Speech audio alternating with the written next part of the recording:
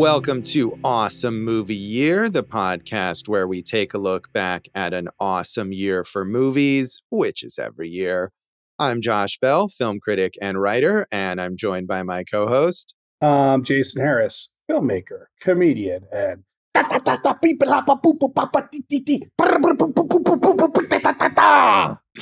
Jason doing a very faithful recreation of the soundtrack from this film that we're about to discuss.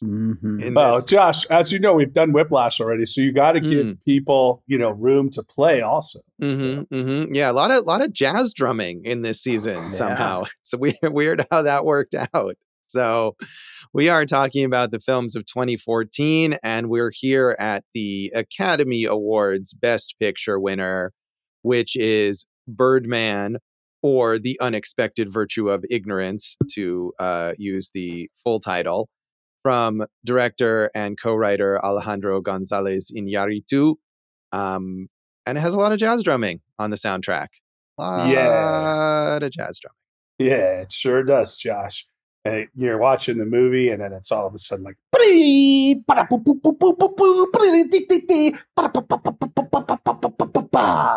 Yeah, and it's only slightly less annoying than when you do it. I mean, dude, I'm really feeling the vibe here. Dave, you're the musician. I think I'm pretty much doing pretty good with this. Yeah, you're pretty much nailing it, I'd say. See? Yeah. Maybe Josh needs like a little more of a lead in, like a...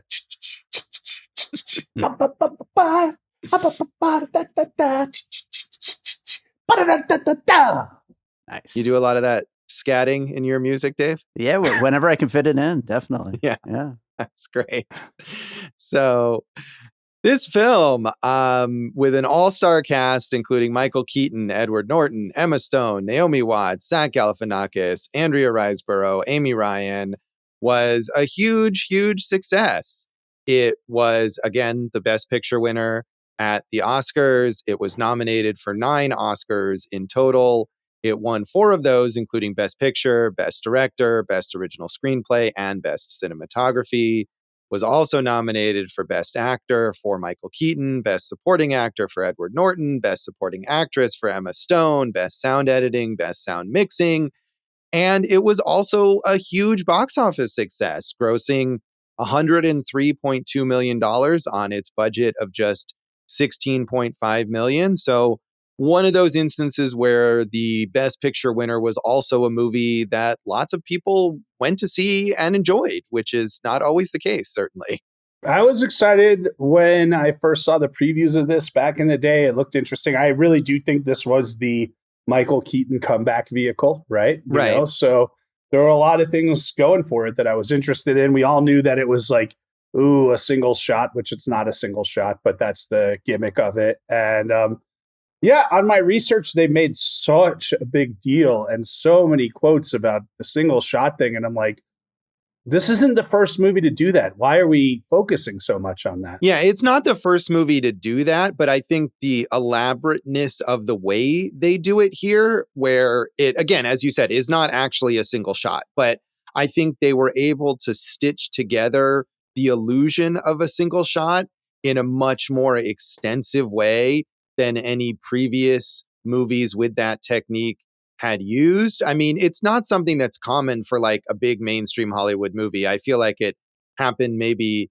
more later, although the only other one I can think of on this level is 1917, but maybe there is more. But I feel like it was, something that was the province more of like indie films or, older films. People always cite Alfred Hitchcock's Rope, but you look at Rope, which was also stitched together using, more vintage techniques. It takes place entirely in like a single apartment, whereas this goes all over the place and takes place over the course of multiple days and just does more with that gimmick than other movies have. And I find it pointless and annoying, but I understand why people would have focused on it.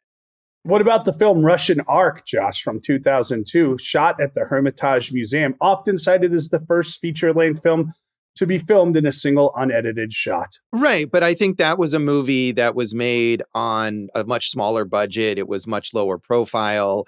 And I believe that movie was actually a real single shot, although I haven't seen it. It was, yeah. Yeah. So my thing is, like, I get it. I think it worked for this one. I have no problem with that.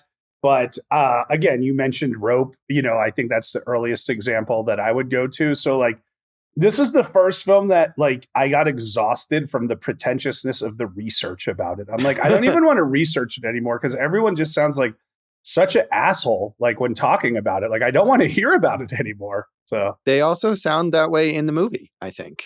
Is my That's feeling. partially on purpose. Yeah, but anyway, I don't know that it really achieves the effect that is being aimed for. Certainly not with me. But again, very successful, high profile. It won a ton of other awards. It did win.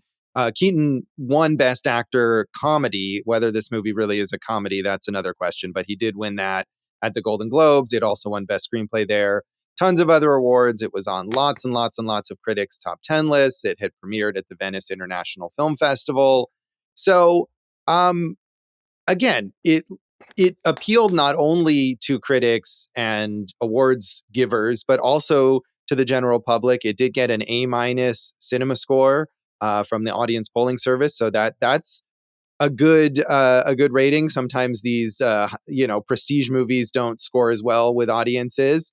And it has a 91% rating on Rotten Tomatoes. Critics generally very, very positive about this film. So everyone loves this, but not me. This, if I was to like be invested in the Oscars, this might be an example of my least favorite Oscar wins for all across the board, because I was rooting for Michael Keaton to win Best Actor. Well, he lost to Eddie Redmayne in The Theory of Everything, right? So, as much as I dislike this movie, that's a worse win. Yeah. Yeah. I mean, to me, I was obviously, we mentioned it in my episode. I can't, and I think looking back now, 11 years later, the fact that Linklater did not win Best Director and Best Picture for Boyhood, which is a real cinematic achievement and the real first of its type film to do something, is just insane to me. So just bummers all across the board at this Oscars. Yeah, I agree. I mean, and I like Michael Keaton a lot. I don't like this movie, but I'm rooting for Michael Keaton in a general sense. And, we'll talk probably more about that later. But, as we talked about way back in our 1989 season when we did Tim Burton's Batman, which I love, and I think Keaton was the best Batman. And so riffing on that, to me, could be really fun and interesting. And I just think this movie has absolutely no understanding of superhero movies, among other many, many other issues that it has. Yeah, I was pretty excited for this episode because when I was on Letterboxd at Go for Jason, Josh, if you didn't know, that's where I'm at. I did. Letterboxd. I was excited because I saw diametrically opposed opinions.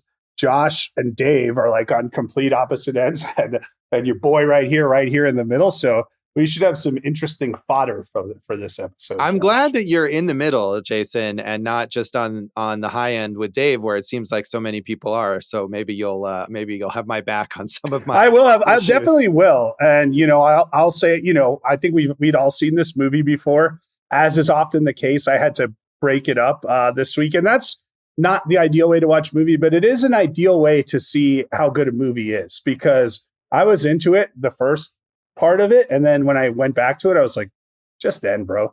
Just be over already. I felt that way from the start this time. But again, critics generally very positive about this film. Manohla Dargis in the New York Times said, Birdman, a big bang of movie razzle-dazzle from Alejandro González Iñárritu, opens with a winking sleight of hand.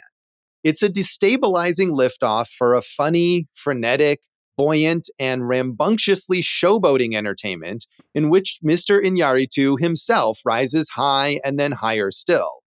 It's a nice change of direction for Mr. Iñárritu, who has tended to pull viewers low and then lower in beautiful bummer movies.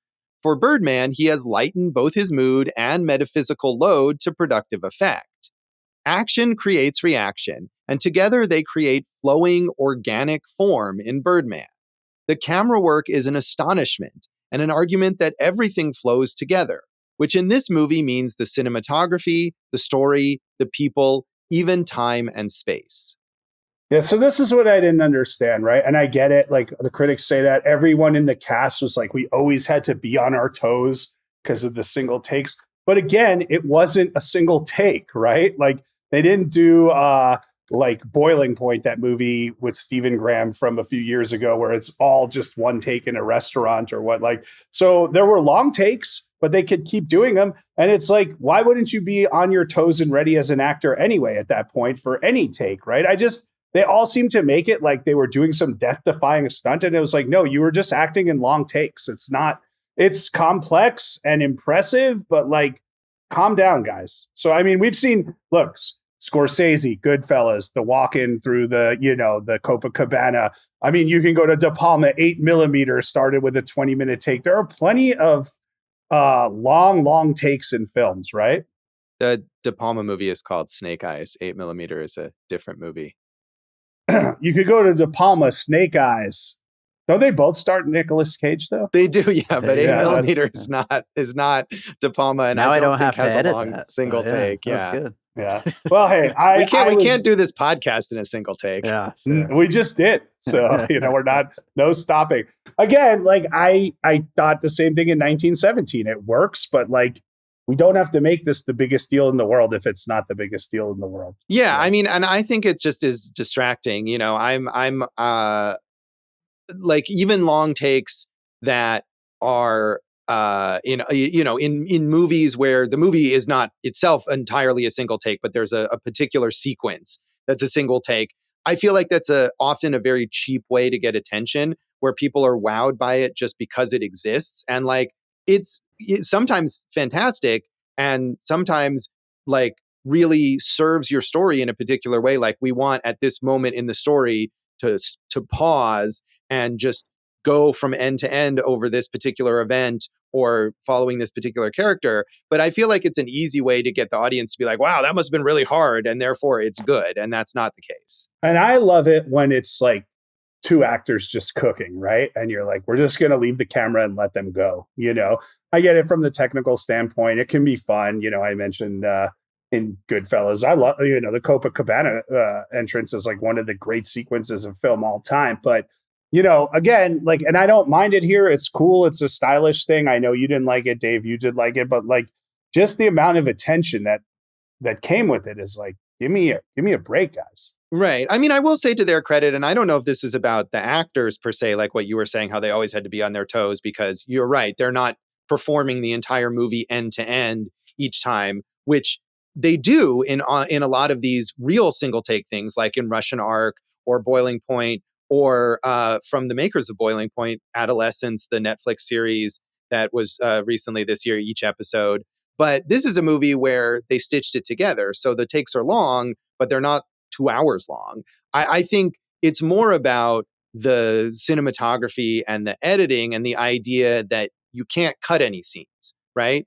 Because it has to flow the way that it's planned and the way that it's written, you can't cut early if a moment doesn't work or skip a scene or anything like that. So in that sense, it is a level of perfectionism that another film wouldn't have. I don't know that that's necessarily to its advantage in any way, but I understand that that's the case. Right. In the Sidney Lumet directing book, right? I know George Clooney tells this story of like what you do like the first day or two on set is you set up a really, really intricate long take that's got moves and all these kind of technical elements, and you just do it once or twice, and then you just go, cool, let's move on. And that keeps the crew on their toes for the rest of the shoot, because they'll never know if they're going to have like a safety net underneath them. So I like it from that aspect of it. But I mean, again, we're talking about like, Clint Eastwood is renowned for giving actors 2 or 3 takes and that's it, right? So it's like, I just think the narrative around this took away from whatever was or wasn't accomplished, because everyone made it sound like this has never been done. This is the most difficult thing. Cool. High level of technical proficiency. Cool. You guys came up with a cool, interesting style, but don't act like you've, broken the sound barrier or something. Can I just chime in real quick? This is the 2010s, and this is how people talked when they were selling something. And I mean, I think to some degree, yes, of course, there's some pretentiousness at play here, but like, oh, it was the craziest thing ever and all this kind of stuff. This is just how people sold movies at that era. And maybe even they still do to this day. I mean, we're getting worse and worse. There's no difference per se. But it was getting to that point though in the late 2000s into the 2010s, and now it's off the but like people just talk these things up so big, and a lot of the times it's just like, yeah, cool, bro, you were making a movie. Like that's just the way people talk in these junkets. Yeah. I mean, I think, but it goes beyond that. That's a sort of a marketing aspect to it. But I think, Jason, what you're maybe getting at a bit is that because this movie did also get great, amazing reviews and win all these awards, it's like also talked up by people who see it as this massive artistic achievement and not just like a marketing gimmick or whatever. It just to me is amazing that this was the takeaway and not Richard Linklater, Boyhood, who filmed a segment, waited 7 years, filmed another segment, waited 7 years or whatever it was. I think it was once a year for 12 years. Once a year for 12 years, like a totally different form, right? And somehow stitched together like a really compelling movie. That to me is the achievement of film in this year. No, I mean, I agree. And I think to be fair, Boyhood and that achievement did get a lot of attention. It may not have won Best Picture, but I mean, it got a lot of nominations and it was on, I'm sure, at least as many critics' lists as this was. And so I do think that movie got its due. And I think looking at it 11 years later, which movie are people more likely to watch and talk about now? I mean, I don't know how to quantify that, but I would guess that Boyhood is the one rather than this, even though this is what we're talking about on I don't know. Podcast. I mean, this won Best Picture, but look, Iñárritu is I mean, they're both major figures, obviously, but Tom Cruise going away from franchises, who's he going to work with? Yeah, but I mean, I think he could also end up working with Linklater. And also we look at how many movies has Linklater made in the last 11 years versus how many movies has Iñárritu made. And I mean, that keeps him in the conversation, Linklater, just by virtue of always having something out there that people are watching and discussing. Well, Josh, there's more to this film than just long single takes. So get to it, bro. So Peter de Bruges in Variety, also very positive, said, a quarter century after Batman ushered in the era of Hollywood mega tentpoles, hollow comic book pictures manufactured to enthrall teens and hustle merch, a penitent Michael Keaton returns with the comeback of the century, a blisteringly hot-blooded, defiantly anti-formulaic look at a has-been movie star's attempts to resuscitate his career by mounting a vanity project on Broadway. In a year overloaded with self-aware showbiz satires, Alejandro González Iñárritu's fifth and best feature provides the delirious coup de grace, a triumph on every creative level, from casting to execution, that will electrify the industry, captivate art house and megaplex crowds alike, send awards pundits into orbit, and give fresh wings to Keaton's career.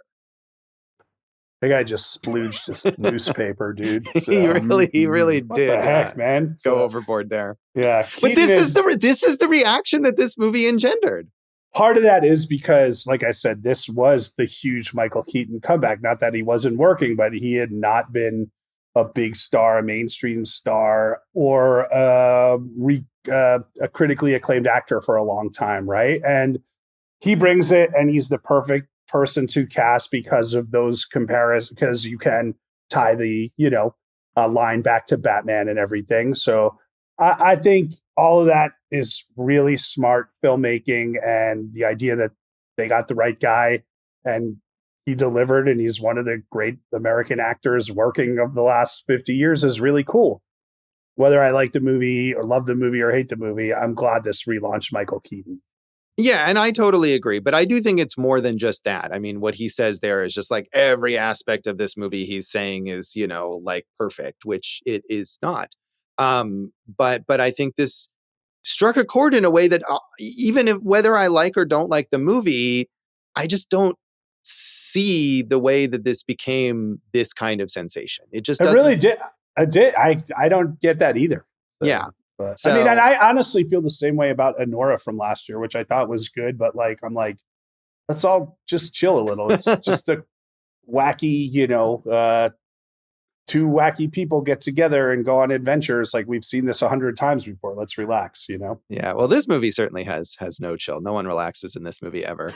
I did want, like I said, even though critics generally overwhelmingly positive, I was happy to find a negative take from a major outlet. So Richard Brody in The New Yorker said, "The subject of the movie is an actor's life. And though it's great to see that Keaton is back, that extra cinematic fact is, unfortunately, the best thing about the film. Birdman is an exercise in cinematic half-assedness. It tackles big questions and offers conventional answers. It yokes technical audacity to ordinary drama and complex stagings to simple cinematic compositions. Its devotion to the art of performance exalts an utterly familiar and unchallenging style of performance. Here, too, Iñárritu borrows tropes and tricks from previous films and boils them down to their most common, least challenging elements." Well, I mean, and that's what we have to get into, and I know that you'll want to get into, is the idea of, and perhaps in all of Iñárritu's films, the writing is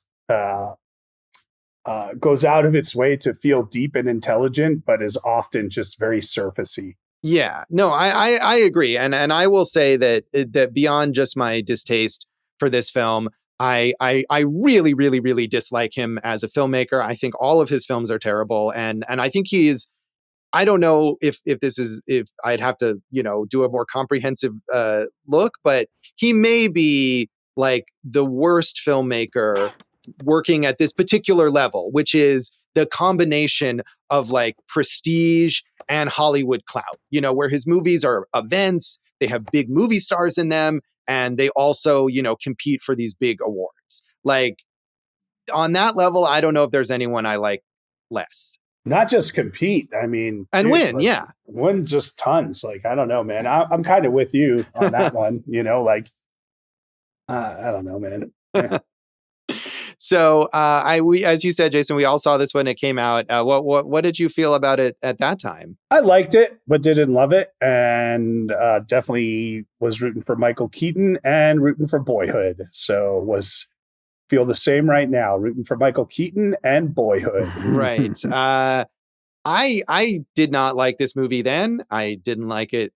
I think maybe even less when I revisited it. I mean, and I had this perspective even at the time, having seen earlier Iñárritu films, 21 Grams and Babel and Beautiful. I haven't seen his first film, Amores Perros, but those other three leading up to this, I intensely disliked all of those movies. Jason, I remember you and I watching 21 Grams together, and I don't remember what your response was, but just I can't stand those movies. Well, everything he does, I mean, those movies too, especially Babel, it's just like, dude, how overtly do you want to hit us over the head with your points? Very. The answer is very. So, I mean, I remember even at the time, like looking at, I don't know if I read that Richard Brody review, but I remember Scott Tobias in The Dissolve had a sort of notorious review where he just dug into not just this movie, but Iñárritu as a whole as this like completely terrible filmmaker. And I appreciated those occasional takes because I was very much against this film. So, Dave, did you like this when you first saw it? It was either this or Grand Budapest Hotel was my number one of the year. Oh, man. So yeah, I did love it. I will say though, I'm kind of with you guys on Iñárritu. I mean, I do think this is the movie where it all clicks and works for the thing that he's all about. But at the same time, he's very just up his own ass about everything. I mean, and this is a movie like about being up your own ass. And that's why that's part of why I think it works so well. So yeah. And that's where I wonder, because like, I don't mind pretentious filmmakers, right?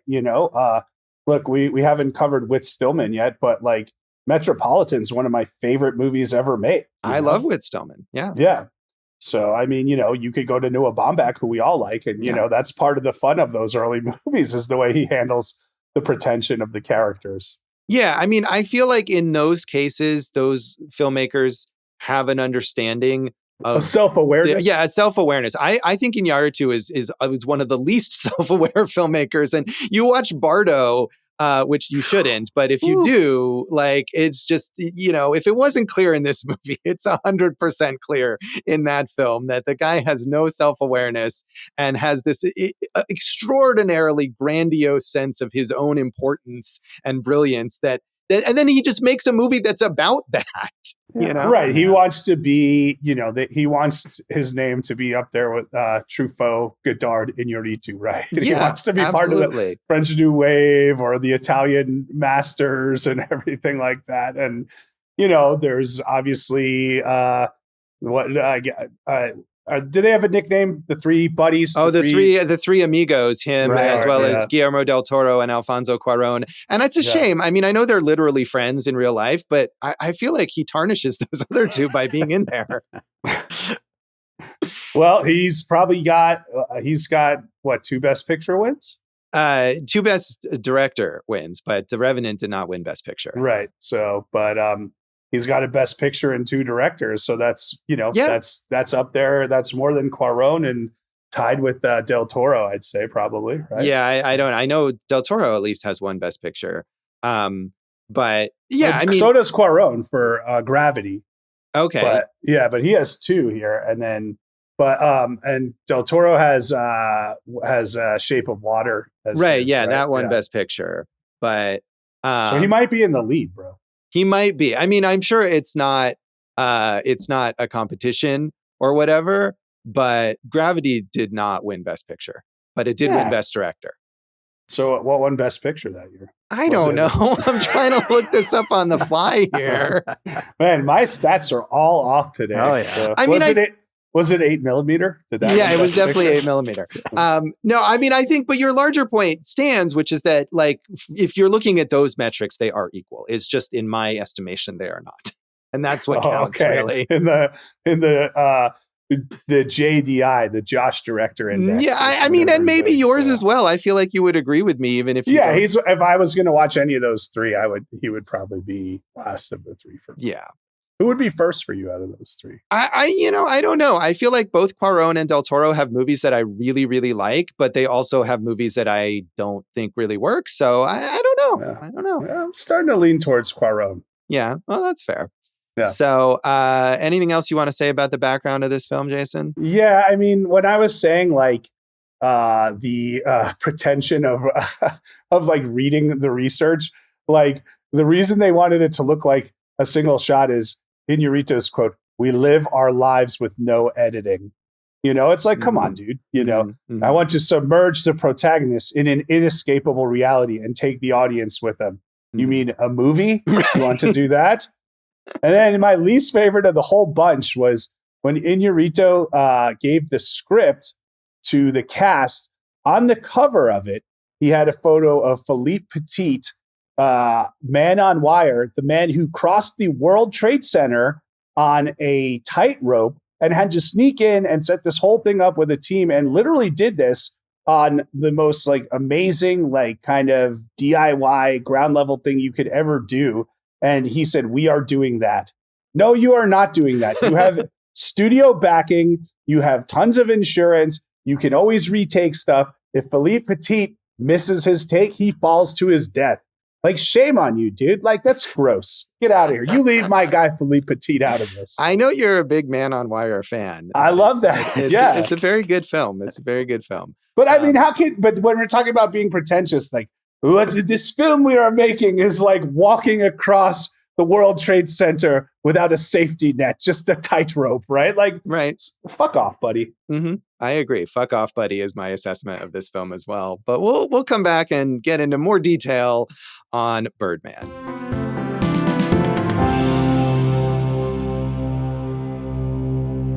Welcome back to Awesome Movie Year. In this episode of our season on the films of 2014, we are talking about the Academy Awards Best Picture winner, Birdman. And my main question to the Oscars here is, what?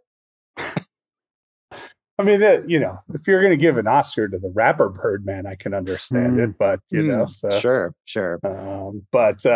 This again, a movie catches a wave of a sensation, right? And then it rides it to Best Picture, and we've seen it time and again. I think Nora was the same thing last year, so it's just I don't get it.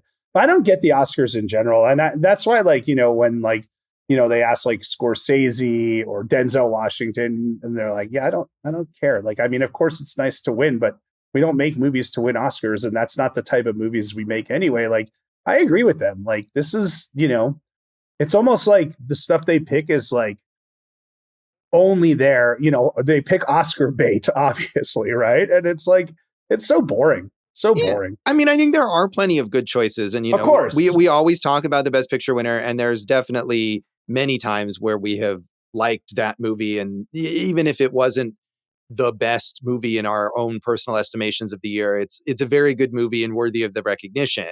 And I don't think this is the case.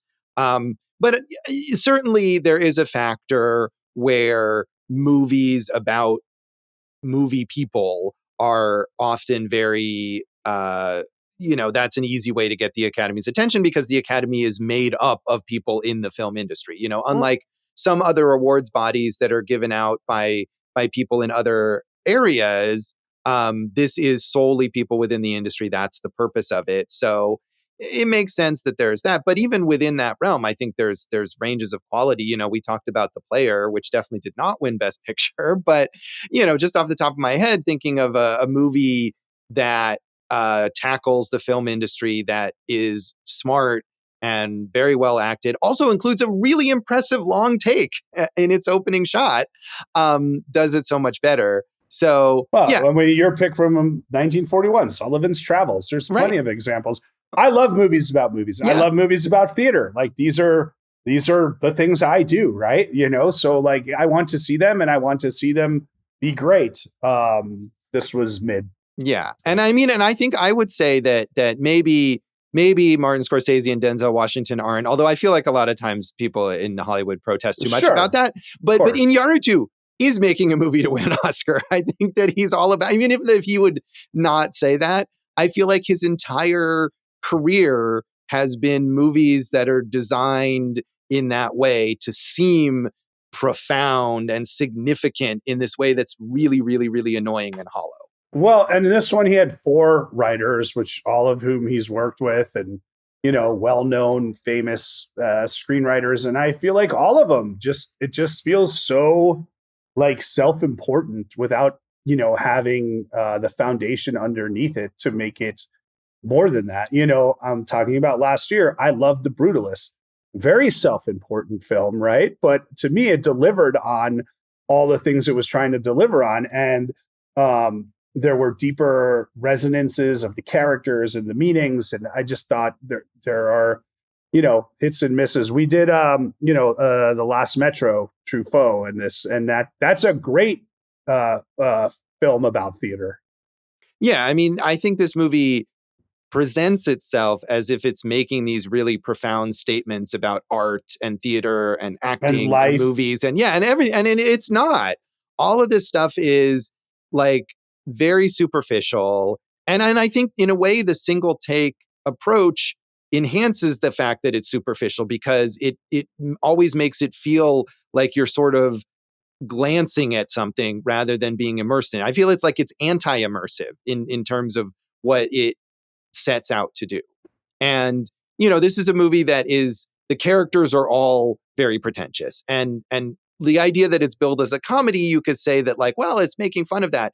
But I think there's like very, very minimal aspects here that are making fun of any of the pretentiousness of these characters. I think they take it very seriously. And that's okay. I don't mind that. But I mean, we got to, it's not just critics who love this thing. It's not just Dave who loved this thing. Remember, every actor is like begging him to be in this movie, right? Andrea Riseborough meets him on a street corner. It's like, I'll walk over hot coals to be in your movie. Edward Norton reads the scripts like, you can't give this part to anybody else. I can do this better than anybody, right? They all love Iñárritu and his movies. And we just said, Tom Cruise is coming back out of franchised after 20 years or so. And this is the director he picks, So it's like, so you and I are in the minority. Right. No, totally. And I mean, I could see, especially in this movie, why actors would be dying to appear in this film, because this is a movie that makes it seem like actors are the most important people in the world, and the things that they wrestle with are the most important things to wrestle with in life. And I keep telling you guys that.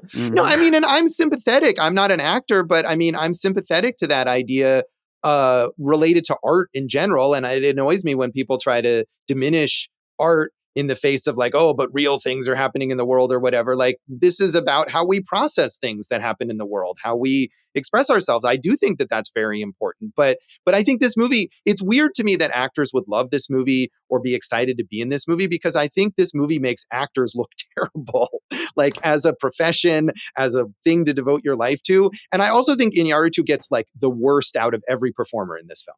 Well, let's come back to that, the performers. But because I want to hear more about your first point there, which was he makes acting look terrible because, as a professional actor, right? Like I feel like everything I saw was not that inaccurate. So it didn't bother me, constant insecurities and worrying about how other people perceive you and cheating and screwing around behind people's back and feeling like you're more important than everyone else around you. I feel like that these are accurate portrayals of actors, so that stuff didn't bother me. It was when they started to get to like the human emotion of it, like that's where I didn't connect. But, so an example is when where Bird Riggins is talking to the critic and she's like, which I thought was a terrible scene, right? Yeah, no, I agree. I mean, and not just because I'm a critic. I mean, it takes it to a ridiculous point there. Yeah, I'm gonna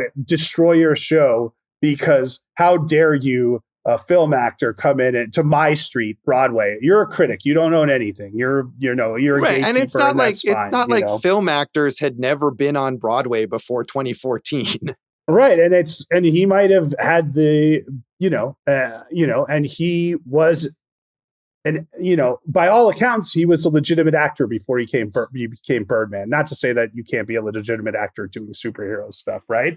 But I did think what he was saying back to her about her review was accurate and interesting. Like, hey, you're not talking about intention or technique or what we're trying to get from the audience or make them feel. That to me is interesting stuff that I want to dig deeper into from the standpoint of a filmmaker or art or an actor. And Josh, what you said about like, oh, there are other things going on in the world. It's like right now more than ever, right? Like I think you see the importance of art because of how shitty everything is in the world right now, right? Right. No, and I agree with you. I was saying that I am a defender. No, I know you are. Of course. I was backing that up. And that's why this, in a way, because this movie annoys me because it makes it look like defending art in that way is just a position of buffoons.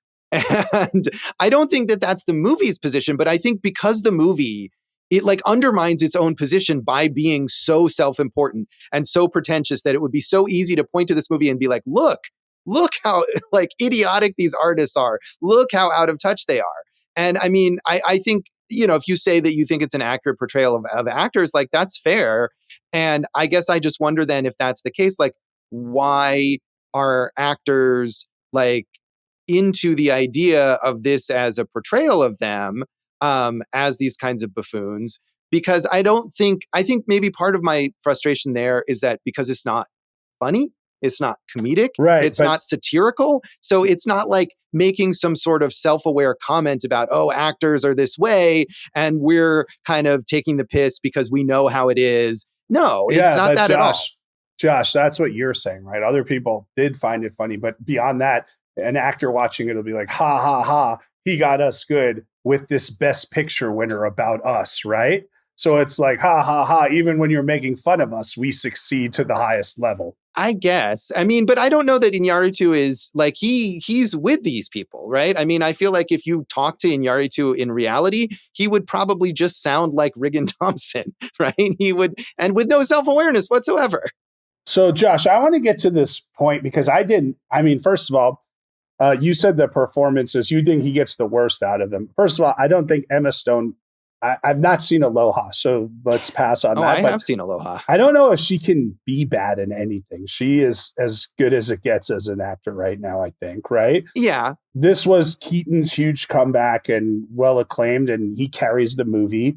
Edward Norton's always solid. So, Riseborough and Naomi Watts, maybe they only had one note to play, but they played their notes. So, like, what is it that bothered you about their performances is what I'm wondering. I mean, I don't think these performances are bad in the traditional sense of like, oh, this is, stilted or, awkward, or it takes me out of the film or whatever. I think that Iñárritu encourages these actors to give performances on par with his directing and writing, which is just broad and self-indulgent. And I think these actors just like dig in to the pretentious grandiosity, and it makes me dislike them.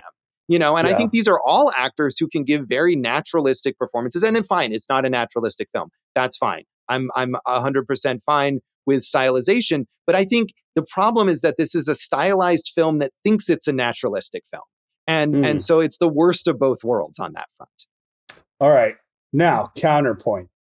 Dave, you love this movie. You love the dialogue. I was reading in your Letterboxd review at Go for Jason. Where Dave writes his reviews. That's right, yeah. And so, Dave, I'm in the middle. Mm-hmm. Josh hates it all. Dave, take the floor. Kill us. All right. Destroy us, Dave. Well, I will say, first of all, Josh, you're entitled to all your opinions on this film, of course. But no, that's good. I just basically, unlike the critic in the film, yes, I'm entitled to my opinions. Exactly. Yes.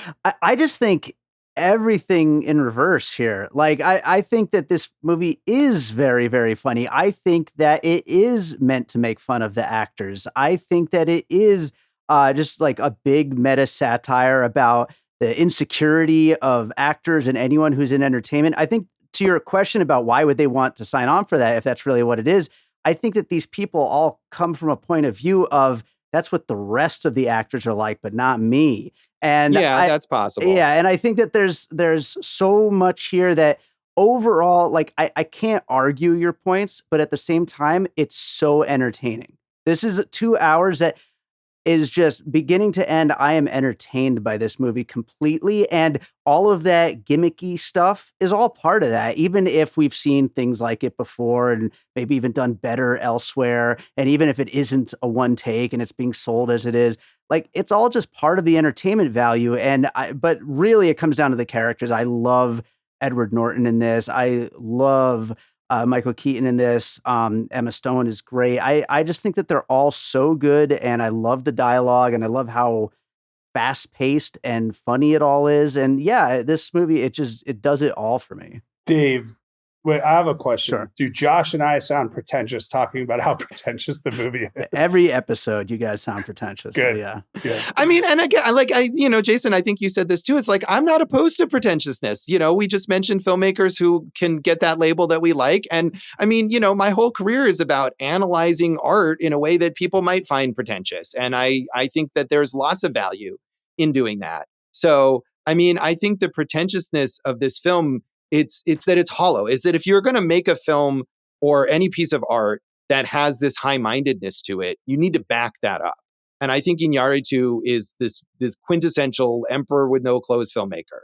He has nothing to back up anything, whether it's a movie like this that's meant to be funny or playful or whatever. I'm air quoting all of this. Or his earlier films that are like the opposite of that are just like constant misery that is pounding you over the head. I feel like it's the same approach, though. You know what? This is a good year because I thought, who I thought of when those points that you're making, and when I was thinking about this film, I was thinking about Ruben Östlund. It's the same thing, right? Like, everyone says, oh, it's so funny. Sometimes, right? It's obviously pretentious, right? It's obviously there to beat you down, and it's obviously self-important. So I don't know, man. I don't know. You're right. That's a good comparison between the two of them, I think. And I know you guys don't agree, but I feel the same way about Whiplash. I feel like all three of these movies. Well, this movie does remind me of Babylon a lot. I will say that. So, I mean, and I'm glad you brought that up because I just think there's a different level of balls to the wallness. Like, Babylon is balls to the wall in the best possible way, even though it doesn't all work. Whereas this is like, oh, hey, look at how crazy we say we can get, even though we're playing with safety rails. All right. Yeah, fair enough. Can we, Dave, as long as we're asking your thoughts, can you talk about the score, which I fucking hate? Oh. And not only when Jason does it, but even when the real guy does it. I would listen to Jason's recording of this score. That's how good this score is. So nice. No, I'm all in on it. And I get like it's abrasive, of course, and that's all part of what he's doing. So it fits perfectly. But yeah, I'm all in on it. I love it. And I love how it's edited to it. And like some of those moments, I just think it's awesome. We talk about a pretentious filmmaker. Like, we all love Francis Ford Coppola, right? And he's endearingly pretentious. Like Werner Herzog, endearingly pretentious. They'll make their lives more difficult, for the sake of the art or the shot or whatever. And I think both of those are good examples of people who make pretentious movies that have so much deeper meaning to it. Yeah, I mean, and Coppola is very all over the place. And but I do think that, yeah, I mean, some of his pretentious stuff, I just, I don't think I have the patience for. But something like One from the Heart, which I've now seen multiple times, and I've really come around to just like loving that movie, just like in all its messiness, because it feels like something. This feels like nothing, to me. And yeah, the score is, I think somewhere mentioned that like part of using that score was because they couldn't edit or couldn't have visual edits. I mean, it is edited, but couldn't have, cuts or what appeared to be cuts. They use the score to kind of paper over the transitions, and you're so distracted by the pounding of the fucking drums that you're not noticing that like there's dead air here because they can't cut. Yeah, but that doesn't bother me, man. That's filmmaking. You're always looking for techniques and tricks to, just kind of cover up what you weren't able to accomplish, So, I mean, I have a short going out to the fest right now, and people I think will like it. And I see like all the bandages and masks and like, oh, I'm a sham, and everything. But that's just the shit that I'll notice. You know what I mean? So. Yeah, I mean, and I think in a good movie, like you're saying, people won't notice that, right? I mean, in a good movie, you won't think about that as you're watching the movie because they successfully melded these things together and made up for whatever thing they missed or shortcoming there was. And I don't think that this does. I think that there are moments here. It's like, I've gained nothing here by the fact that there's no cut, other than like I'm waiting for the next scene to start, or I'm wondering what happened to the previous scene and why it's now over. Josh, life is lived without editing. Yes. Didn't you hear the quote? That's yeah, right. I feel like that is like a slogan I would expect in like some sort of like energy drink commercial or something. Like yeah, no, I mean lived without editing. Right, that's that's the perfect example of like, look at how deep this is. When you're like, dude, of course life is lived without editing. Shut the fuck up. Like we all know that already. Like you haven't taught us anything. Yeah. I feel like, do we want to talk a little bit about the play within the movie, the adaptation of Raymond Carver? Not in any way convincingly a real play. Nah, it didn't bother me. It's a short story. They love each other. They don't love each other. That's it. Ed Norton gets a boner. Michael Keaton shoots his nose. Whatever. I'm not a big theater guy, and like anytime I see a play within a movie, I'm always like, "What the hell is this?" Yeah, I mean, it's waiting like, for Guffman. It's based on a real show. I mean, I think I read a bunch of Raymond Carver short stories, and he has a collection called What We Talk About When We Talk About Love. And I'm pretty sure I read this in college, although I don't remember a ton about it. But I mean, the thing to me that struck me is that like it's a short story. And when we see them, like whether they're rehearsing or performing, it's always the same like 3 scenes. And I'm like, I don't buy that this is a 2-hour play. It has 3 scenes. Yeah. I didn't mind that. I mean, I think, again, it's going back to Whiplash. We hear Caravan and we hear Whiplash in that movie, right? Sure. Like you're giving the audience something that they can sink into. And in a way, it's okay because you do see the way that they perform it differently based on the rehearsal process or whatever's going on. Yeah, I mean, as much as I didn't like Whiplash, I definitely liked it more than this. And I definitely bought into more the idea that like it didn't bother me. They were only showing those 2 things because I could envision how he was playing a lot of other songs. And these are the ones that he fixates on, or the ones that, Terrence Fletcher, hounds him about because they're difficult to play or whatever. But whereas in here, it's not even that those scenes are notable exactly. It was just like, those are the only scenes that they bothered to write. based on this short story, because you can't okay. write a whole play based on this short story. I don't know. I think you're on your own on that one. I can't back you on that one. Yeah, and I was trying to remember. I haven't seen Shortcuts, Robert Altman's film, in a long time, but that is based on a whole bunch of Raymond Carver short stories where he kind of interweaves them together. And this may or may not be part of that. I couldn't remember, but I guarantee you, if it is, it's done better there. Yeah. Well, that's another filmmaker that you could cite as pretentious in the best possible way. Yeah. I mean, it definitely made me, I think I was thinking as I was watching this of stuff like that, or just other things that take on similar themes in a much like less pretentious and more effective way. We look at The Critic, and I thought about Ratatouille and Anton Ego, which I had rewatched recently, which is a very similar kind of character. And in a way, the story in Ratatouille is similar because the rat just wants to be respected among the, highbrow cuisine world, and he doesn't get that respect. And Remy the rat, much more well-rounded, interesting character than Regan Thompson. Season 3 of Only Murders in the Building, which deals with a buffoonish Hollywood actor coming into Broadway, played by Paul Rudd. Is that Zach Galifianakis in that season too? No, he's in the 4th season. Oh, okay. Yeah, but I feel like that show so much funnier here, much more effective satire of Broadway. Also has really catchy songs. We love Only Murders, yes, which the Pickwick triplets did it, Josh. I agree with you on that one. I can't fault you on that one. Look, I mean, All About Eve, right? We've talked about Waiting for Guffman. I loved Asteroid City. We covered The Last Metro. There's plenty of great movies about theater. We've only just named a few. Yeah, I mean, and I think not only movies, whether they're about theater, but like specifically even about the themes of this film that are done better. And even the theme of Michael Keaton sort of reflecting with melancholy on his role as Batman is done better in The Flash, which is a terrible movie. But Michael Keaton as Batman in that film gives this like soulful performance where you're like, man, you are giving this movie way more than it deserves. Michael Keaton's awesome. We love Michael Keaton. Right. So I like him in this. Like I said, I was rooting for him to win. I still think like he, Edward Norton, and Emma Stone bring a lot of good stuff to their performances here. The other 3 stars that we mentioned kind of have single notes to play, and they play them fine. So that didn't bother me, what you're saying. But I do want to get to a point. I don't know if you read this, spoiler alert, guys. So the ending is he shoots his nose. We all think he's dead because it looks like he shoots his head. He's in the hospital. He's already done this magic realism. Like, isn't he Birdman?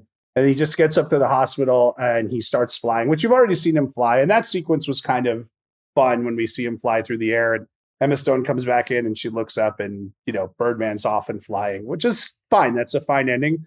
The original ending, which I think would have been so great. And then the filmmakers said they hated it after they wrote it. And this is the only time I will agree with the filmmakers because it's a terrible idea. No, I thought it was great. They were going to Riggins is out of his dressing room. Birdman's out, and who's in the dressing room? Johnny Depp as Jack Sparrow doing the exact same thing, talking about the secular nature of Hollywood, theater, actors, et cetera, et cetera. I thought that would have been a great ending. No, I mean, even leaving aside the Johnny Deppness of it, which would have, I feel like, made this movie age even worse. Like every pop culture reference in this movie is so clumsy.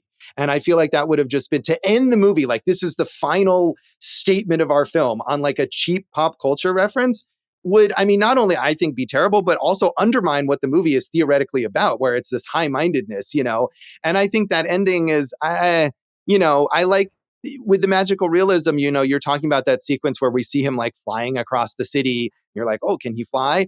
But I did like, it seemed that they were showing that was his delusion because then he flies back to the theater and he walks inside and then you see this cab driver who's like, hey, he didn't pay me. So it's like, no, he just took a cab to the theater, but in his mind, he's envisioning flying. So if that's the case, then he jumps out the window at the end of the movie and Emma Stone looks up and we're supposed to imagine that he's flying. Like if the magical realism is all in his head, he's not flying.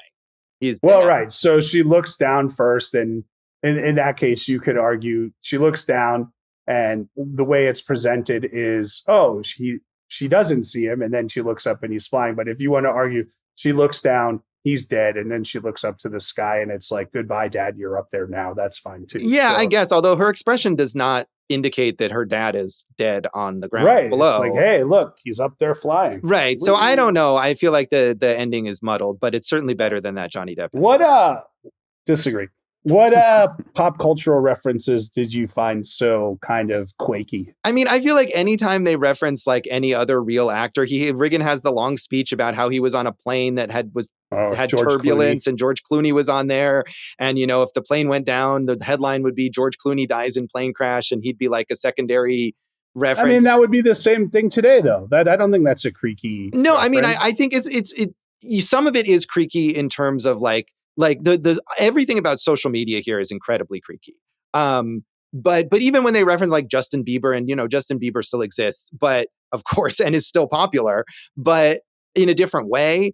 And it's not even that George Clooney isn't a big star still, or wasn't a big star then. I just feel like the way they frame it is like, we looked at a list of things that are popular and put them in the movie. Like, it doesn't seem to have any reflection or understanding of any of it, which extends to, like I said, to superhero movies, to Raymond Carver, to the role of critics, to literally every subject that this movie takes on.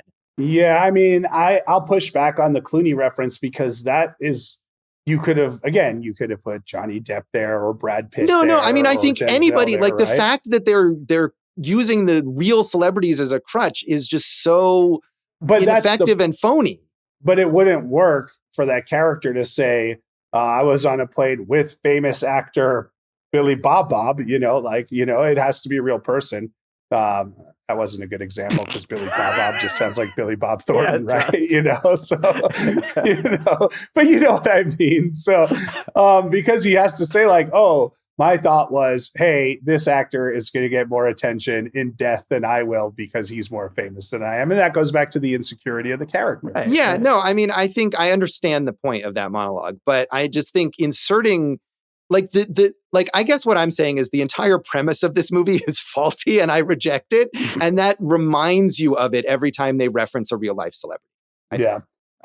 This is why I think I'm in the middle and you're all the way on one side. Yeah. So do you want to rate this out of 5 boops? Yeah. That's great. You know, I'll go first because I'm right in the middle. It gets 3 bada beep boop boop boop boos, bada beep boop boop, bada ba ba ba ba ba ba boop boop ba. That's a lot to do of those, but I wanted you to hear all 3. Yeah. Okay. Progression. Right. That's how it works. I give this 1.5. It's bad. As I said on Letterboxd, it may not be the worst Best Picture winner ever, or even like in my lifetime, but it's, you know, if I listed at least the ones that I've seen, it would be way down toward the bottom, I think. So along with Crash, right, which is clearly the worst. Directed by Paul Haggis. The fourth amigo. Thankfully not. Sure. Dave, how do you rate this? I'm going with 4.5 of those bitties, and I really kind of took away a half a star for him making Bardo. Yeah, Bardo is really bad. It's bad. Probably worse than this, but I didn't watch it again, and I wouldn't. No. Before we get to the legacy, do you want to rebut anything else, Dave? Because we kind of went hard. Well, I mean, just because it was Josh's last point there with the real celebrities, I mean, that just adds to the shallowness of all the people on screen and even the people making the movie. It's all just big meta stuff, and you know how much I love that. Yeah, you do. This is the fool's paradise of the Oscars. Yeah, there you go. I think. Yeah. We'll come back and talk about the legacy of Birdman.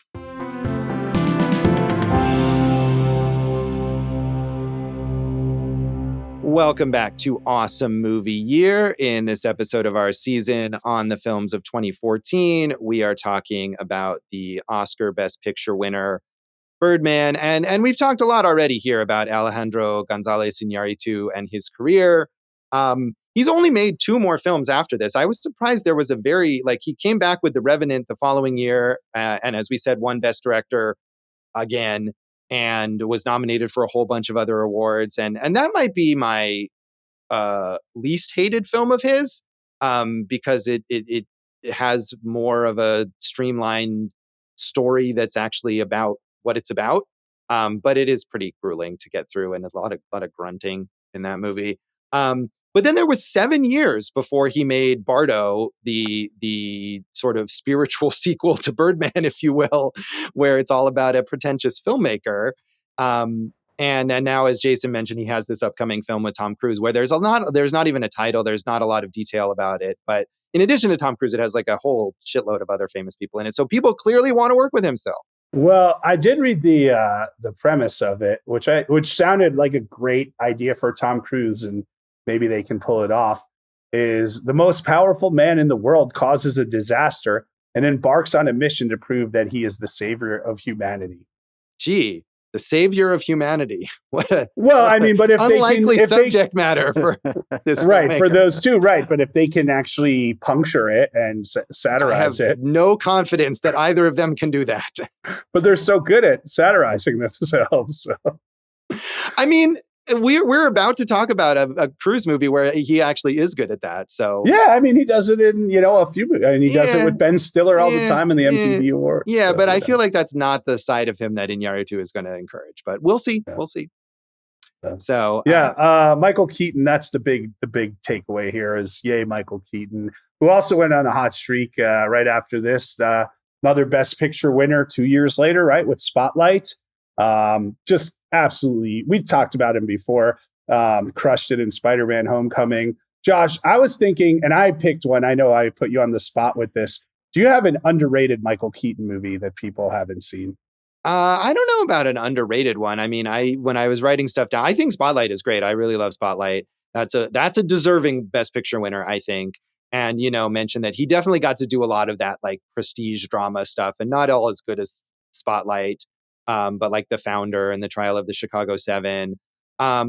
I don't know. I mean, I like him a lot. As we've said, we did a whole episode on Batman. I don't think that's underrated, but I think maybe he's underrated as Batman because there've been so many others since then. Everyone thinks he's the best Batman. And I agree. So I don't know, but obviously you have. I'll give you a few. I mean, from the 80s, comedy heads know it, but maybe some other people don't. Johnny Dangerously, very funny movie. And then there's a movie from maybe 2006, Game 6. Did you ever see that one? Yeah, I didn't. I think I was not really particularly into that. Well, it's a sports movie. It's not for you. It's about the Red Sox losing Game 6 of the World Series. But it's not really a sport. It's about just the character. It's like he in Bad Lieutenant. He's just listening to it or watching it. I think that's a good movie, and he's very good in it. I didn't see a lot of people like the movie he directed 2 years ago, Knox Goes Away. Yeah, I haven't seen that, and I actually haven't seen Johnny Dangerously either. So I feel like maybe the Keaton movies I've seen are all either famous ones or ones that aren't particularly good. So I don't know if there's an underrated one. But I think, he's been able to do a lot of this serious stuff, but he's also been able to do blockbustery stuff and approach it well. I mean, I mentioned his performance in The Flash, and sadly we'll never get to see his performance as that same character in the Batgirl movie that got deleted. Right. But I bet it was good. And I thought he did a lot. He was a lot of fun in Beetlejuice, which I feel like, as far as those cash grab legacy sequels go, was a pretty good version of that. So I'm all for Michael Keaton. Absolutely. Yeah, we love him. The next thing he's doing is with Robert De Niro, The Whisper Man. A grieving father and his young son relocate to the quiet town of Featherbank, which was terrorized by a serial killer known as the Whisper Man 15 years earlier, while rumors circulated that the Whisper Man worked with an accomplice. That does not sound horrible. Oh my God. Yeah. De Niro is like the opposite of Keaton. I don't trust De Niro in anything at this point. I'm just telling you what he's doing next. Don't get out my... No. I'll tell you what sounds terrible to me is Zach Galifianakis' next movie. So, which is by Kathy Yan, who made the very terrible Harley Quinn Birds of Prey movie. I disagree on that. I enjoyed that movie. It was good. Well, that movie's stupid and dumb and idiotic and stupid.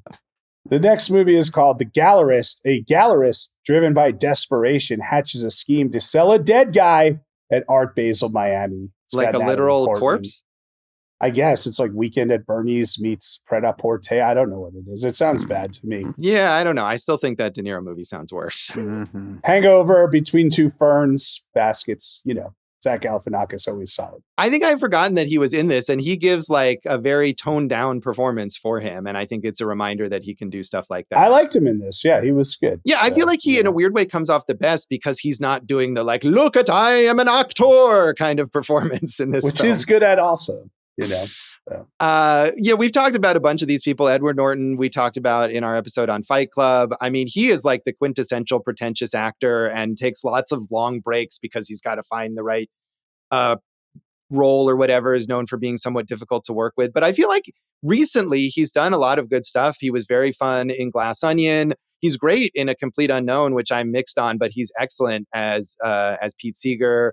And I know he always works with Wes Anderson. So, you know, if he's difficult, then maybe it pays off sometimes. Well, we might be pretentious, but we can write some good songs about it. So that's my Edward Norton as Pete Seeger. He was like, do you agree? He was very good in that. Dog, movie. I don't think he misses. Like he's about as like he's so consistent. If you're gonna be a pretentious actor, like deliver every single time out, you know? So like, I mean, you know, what his misses might be in like the big comedies, the broad comedies. I know Dave loves Death to Smoochie, but like that and Keeping the Faith, I think, you know, the more kind of subdued Wes Anderson comedies are, but I think he's like built as solid as a you know, kind of filmography as one can, as like as a pretentious actor. I mean, dude, we love 25th Hour. I think all three of us love that movie, you know. So I think he's great.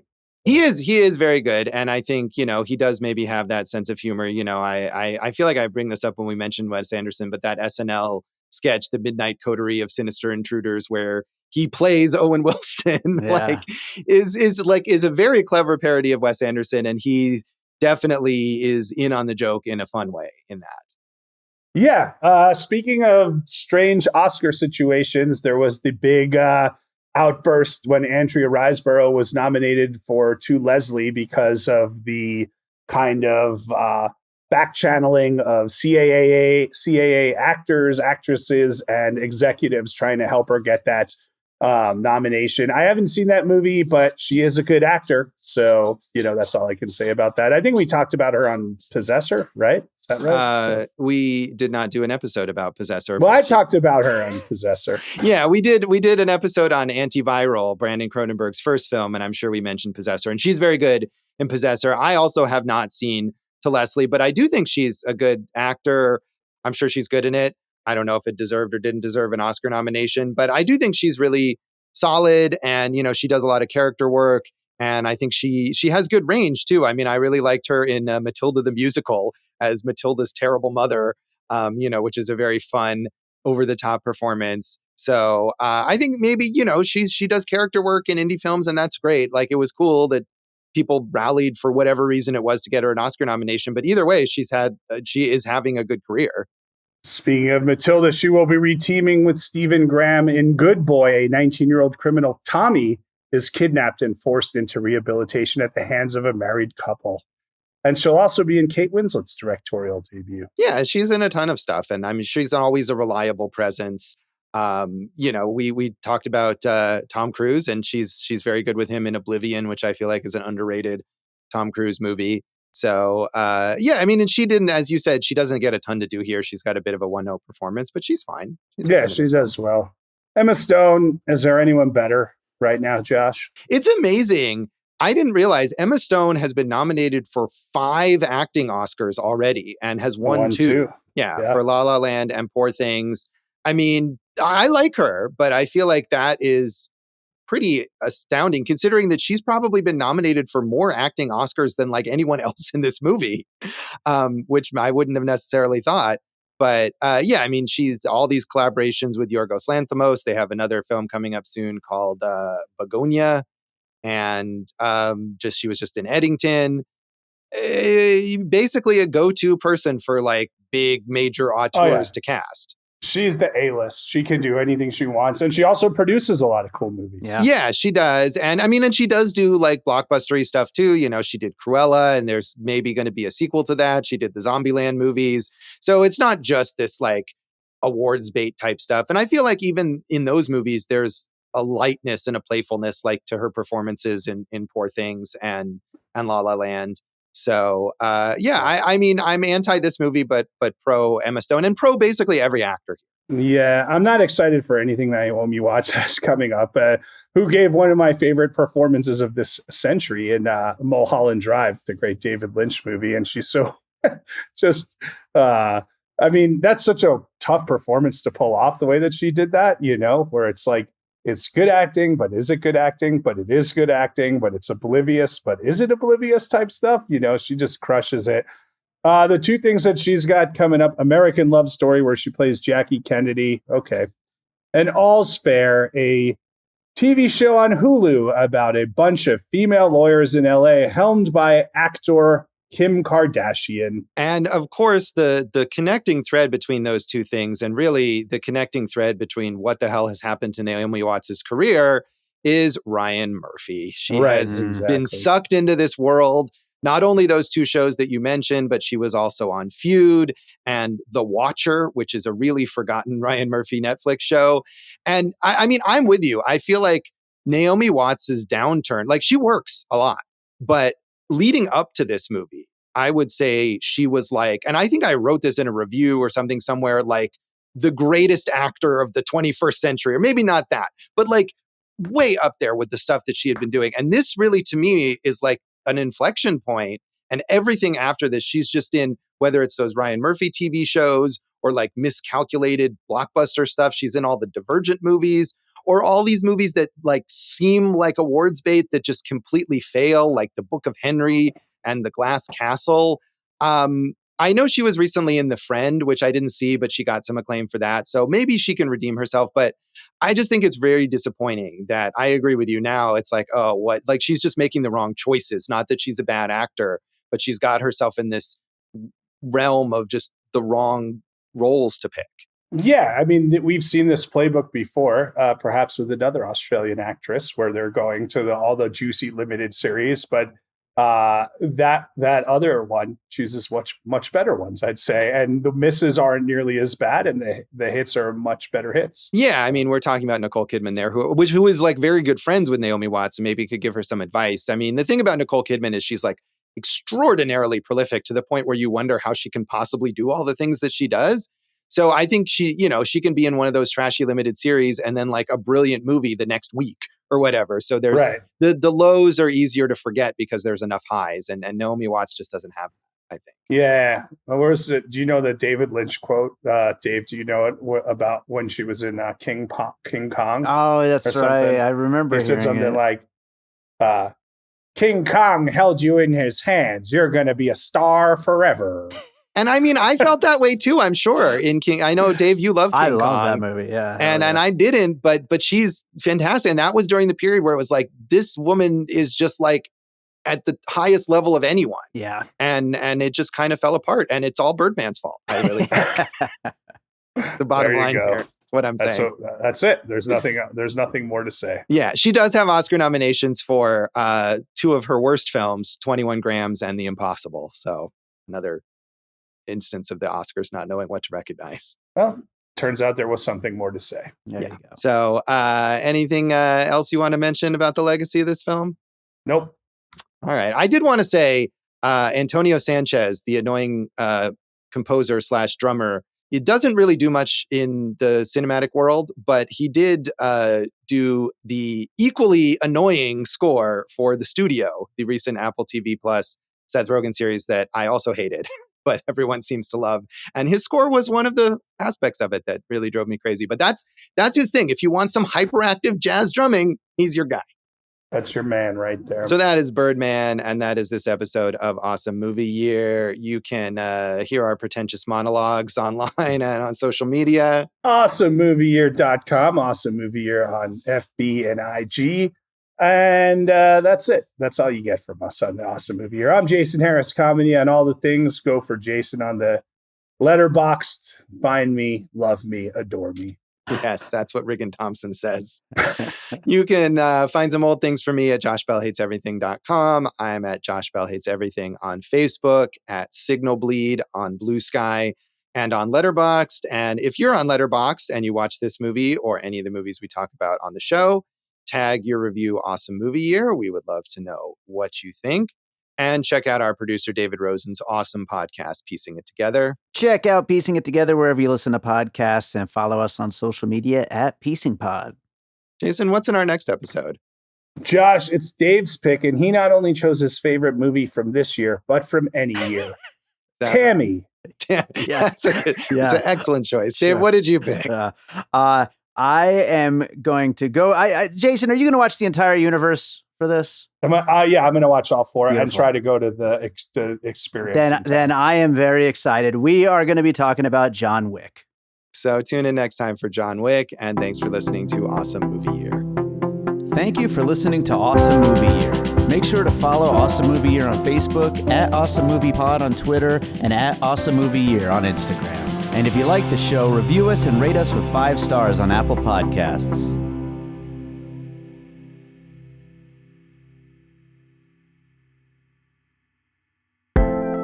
An All Points West production, produced by David Rosen in Las Vegas.